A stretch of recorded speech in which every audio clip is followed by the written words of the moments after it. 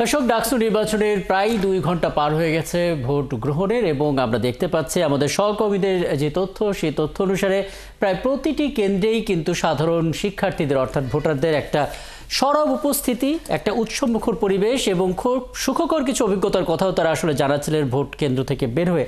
আমাদের সহকর্মী রায়হান কবিরকে দেখতে পাচ্ছি শারীরিক শিক্ষা কেন্দ্র থেকে যুক্ত হচ্ছেন।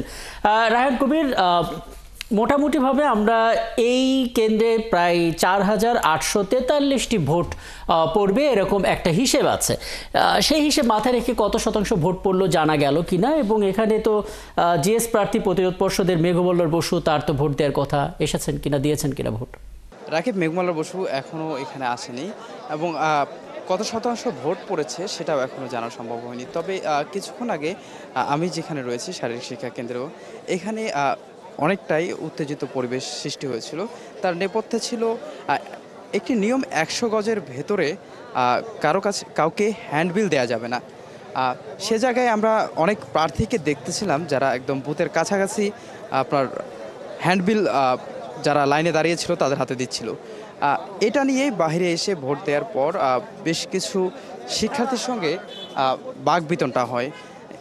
এখানে একটু উত্তেজনা সৃষ্টি হয় এবং কিছুক্ষণের মধ্যেই বুথগুলোতে যারা কেন্দ্রে যারা দায়িত্বে ছিলেন, যে সকল শিক্ষক, তারা এসে সেটিকে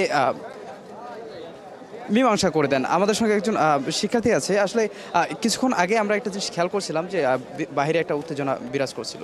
এটির কারণ কিছু আপনারা অবশ্য ইতিমধ্যে জেনে থাকবেন যে আমাদের ডাকসু নির্বাচনের বেশ কিছু আচরণবিধি আমাদের নির্বাচন কমিশন কর্তৃক প্রণয়ন করা হয়েছে, যেখানে স্পষ্টভাবে বলা আছে যে ভোট কেন্দ্রের 100 মিটারের মধ্যে ভোটের দিন কোনো ধরনের প্রচারণা, লিফলেট বা কোনো ধরনের অ্যাক্টিভিটিস করা যাবে না। কিন্তু আমরা সেই সকাল থেকে আমরা দেখতে পেয়েছি যে ভোট কেন্দ্রে প্রবেশের 2 ধারায় রীতিমতো মানব দেয়াল তৈরি করে তারা বেশ কিছু ক্রিয়াশীল ছাত্র সংগঠন তারা আচরণবিধি ভঙ্গ করে তারা তাদের যে প্রার্থীরা যারা আছে তাদের পক্ষে প্রচারণা চালাচ্ছেন। যে তো এক পর্যায়ে গিয়ে আমরা যখন তাদেরকে বাধা দিলাম, তো তারা আমাদেরকে বলতেছে যে আপনি কে। আমরা যখন তাদেরকে বারবার বলার চেষ্টা করলাম যে এটা তো আচরণবিধির সুস্পষ্ট লঙ্ঘন, তখন তারা আমাদেরকে শক্তির একটা আস্ফালন দেখালো এবং তারা আমাদেরকে রীতিমতো আমাদের দিকে দিয়ে আসলো। পরবর্তীতে আপনারা যেটা দেখতে পেলেন যে এখানে হল প্রশাসনের হস্তক্ষেপে তারা সাময়িক সময়ের জন্য সরে গিয়েছে, কিন্তু তারা পুরোপুরি সরে যায়নি আর কি।